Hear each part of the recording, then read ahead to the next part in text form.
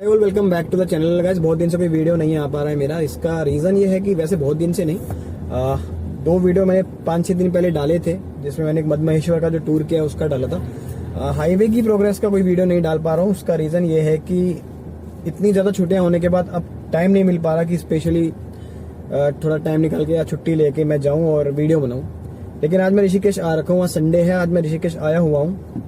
तो देहरादून वाला वीडियो तो भी स्किप करना पड़ रहा है मेरे को, जब जाऊंगा तभी बन पाएगा। लेकिन ऋषिकेश से हरिद्वार जाते हुए थोड़ी बहुत अपडेट्स, थोड़े बहुत सड़क को आज मैं दिखाता हूँ आपको। और अभी मैं इस समय एम्स के सामने खड़ा हूँ, ऋषिकेश एम्स के सामने। ये रोड पिछले 2-3 साल से बिल्कुल खराब हालत में थी, टूटी पड़ी थी। रोड बना दी इन्होंने चकाचक, लेकिन एक कमी है जिसको मैं आज आपको दिखाना चाहता हूँ, और वो हर जगह होती है, यहाँ नहीं हर जगह होती है। तो मैं आपको स्क्रीन सामने की दिखाता हूँ कि नई रोड बनाने के बाद भी ये रोड क्यों बेकार है। तो गाइस अब सामने देखो आप। तो गाइस ये है एम्स का रोड, मेरे इधर यहाँ पर है एम्स सामने की तरफ। देखना चाहते हो तो देख लो। ये है गाइस सामने एम्स, और ये एम्स के सामने का जो ये रोड है ना, ये काफी टाइम से बिल्कुल खराब हालत में था। और खराब हालत में होने का इसका रीजन ये था कि नमामि गंगे से रिलेटेड कुछ सीवर वगैरह जो बन रहे हैं उसका काम चल रहा था। अब मैं आपको बताता हूँ, जो रोड तो नई बन गई है, चकाचक बन गई है, लेकिन कमियां देखते हैं इस रोड के अंदर हम क्या है। हालांकि 2 कमियां मैं पीछे छोड़ चुका हूँ, वही सेम कमी अगर मुझे आगे दिखेगी तो आपको बताऊंगा कि वो एक बहुत बड़ी कमी है, वो छोटी मोटी कमी भी नहीं है वो। अब देखो रोड बहुत बढ़िया बना दिया है इन्होंने, ठीक है। देखो पहली चीज देखना, वहां देखना बिल्कुल आप, ये क्या मतलब है इस पैथ होल का बिल्कुल सड़क के बीच में, मतलब बिल्कुल प्लेन सड़क, और ये पैथ होल की हाइट देखो वो सड़क के ऊपर आ रही है। और ये मैं पहली बार नहीं देख रहा हूँ, ये तो चलो ये ऋषिकेश में हूँ तो आज ऋषिकेश का दिखा रहा हूँ। आप किसी मर्जी शहर में चले जाओ, मुझे समझ में नहीं आता यार, पढ़े लिखे इंजीनियर अनपढ़ हैं जिनको एक जरा सी चीज समझ में नहीं आती या समझना चाहते नहीं है कि सड़क जब तुमने प्लेन बना दी है पूरी की पूरी, तो उसकी हाइट को उस तरीके से एडजस्ट करो ना कि रोड बिल्कुल प्लेन बने। सबसे ज्यादा जो खतरा इस टाइप की सड़क पे ऐसे पैथ होल होने की वजह से रहता है, वो रहता है बाइक वालों को, क्योंकि रात में कोई लाइटें वाइटें तो हमारे हिंदुस्तान में सड़कों में होती ही नहीं है। लाइटों के नाम पे कुछ नहीं होता। एलईडी पूरे देश में हमारे एलईडी बटी हैं, लेकिन वो एलईडी ऐसी है कि बस उसके चारों ओर रोशनी रहती है, सड़क पे उसकी कोई लाइट नहीं होती। चलो वो छोड़ो, लेकिन वैसे मैं बोलना चाहता हूँ कि यार जब तुम नई सड़क बना रहे हो, तुमने 2-2, 3-3 साल तक सड़क को तोड़ के रखा कि जी वो पर्टिकुलर 2 साल लगेंगे, 3 साल लगेंगे, तब तक सड़क टूटी हुई है, बंदा बर्दाश्त करता रहता है कि चलो ठीक है कभी तो बनी जाएगी। उसके बाद 2-2, 3-3 साल के बाद अब सड़कें बनाते हो तो क्या करते हो, जो मैंने अभी आपको दिखाया वो, ठीक है। और यही सेम चीज हरिद्वार में भी हो रही है। ये मैं निकल रहा हूँ ऋषिकेश से बाहर, मतलब IDPL से बाहर निकल रहा हूँ। अब आपको इस रोड पे भी दिखाता हूँ मैं बहुत अच्छी अच्छी कलाकारियां, जस्ट वेट। सो गाइस मैं पहुंचने वाला हूँ नेपाली फॉर्म। नेपाली फॉर्म से पहले थोड़ा रोड जो है वो चौड़ा किया जा चुका है, और अब नेपाली फॉर्म पहुंचने से पहले ये रोड जो चौड़ी हो रही है, वहां पे ऐसे दो ऐसे वहां पे पॉइंट है जो किसी भी अननोन ड्राइवर के लिए या राइडर के लिए उसकी गाड़ी के नुकसान कर सकते हैं, उसकी जान का नुकसान कर सकते हैं, उसकी हड्डियां टूट सकती हैं, उसकी जान जा सकती है। अब आपको मैं दिखाता हूँ वो 2 पॉइंट। देखो पहला पॉइंट तो ये सामने आ रहा है हमारे। अब यहाँ इन्होंने नाला बना रखा है इन्होंने यहाँ पे, ठीक है। अब नाला बनाया इन्होंने, तो जो नाला बना है उसका जो लेंटर है वो जमीन से ऊपर हो गया है।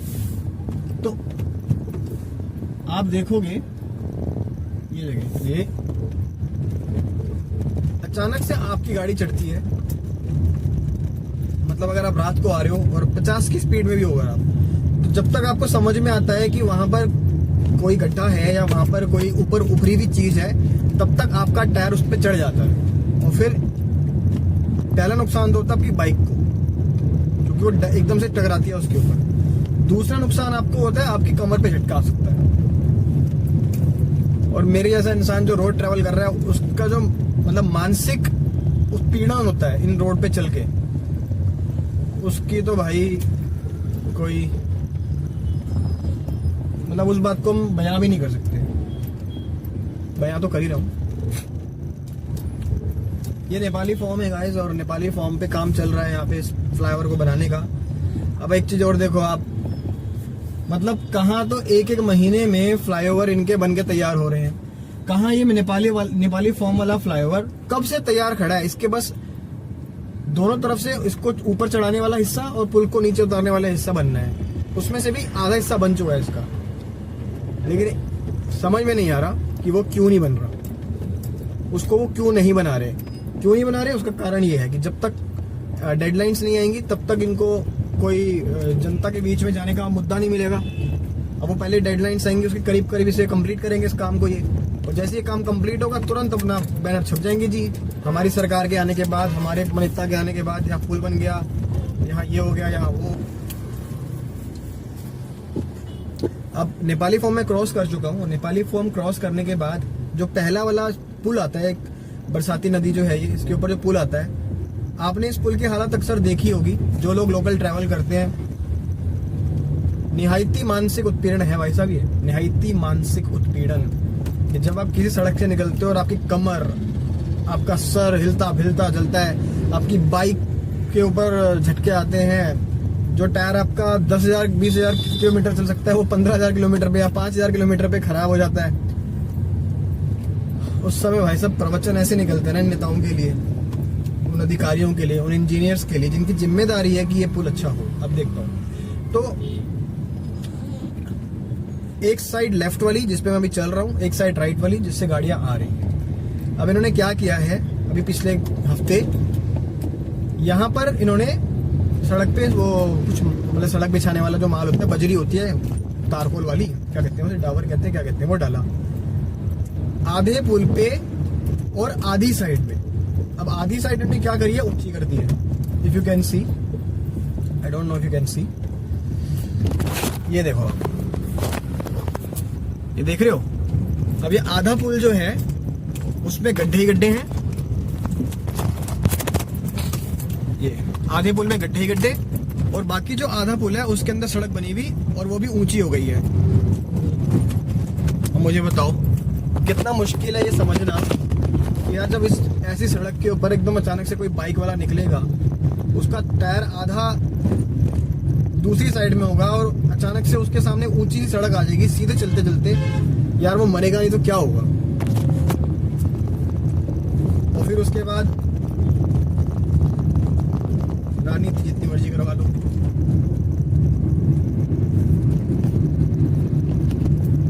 तो वैसे ये आ गया है सत्यनारायण पुल क्रॉस करने के बाद जो अगला पुल आता है, उस पुल को इन्होंने ठीक कर दिया है। बहुत अच्छी बात है, इस बात की हम तारीफ करेंगे कि 8-10 साल के बाद, 8-10 साल टूटे हुए पुल पे चलने के बाद ये पुल पे इन्होंने सड़क डाल दी है और शायद बरसातों तक तो ये टिकी जाएगी। हालांकि अभी जो नया पुल बनने वाला है वो बन के तैयार हो जाएगा तो फिर इस पुल को उसके बाद ही दोबारा रिपेयर करेंगे। बट कहानी वहीं आके समझ में नहीं आती ना कि ऐसी परेशानी क्या है कि जब तक एक नया पुल बन रहा है, क्या तब तक नेशनल हाईवे की जो रोड है उस रोड का एग्जिस्टेंस खत्म हो जाता है? अगर मैं बोलूँ कि मैं NH58 पे चल रहा हूँ तो क्या NH58 उतने दिन के लिए खत्म हो जाता है?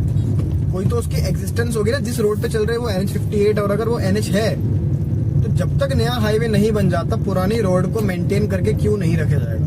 ये किसकी रिस्पॉन्सिबिलिटी है? तो किसी की है तो बहुत सारे लोगों की, इसमें अधिकारी भी हैं, उसमें नेता भी हैं, उसके अंदर सब कोई है।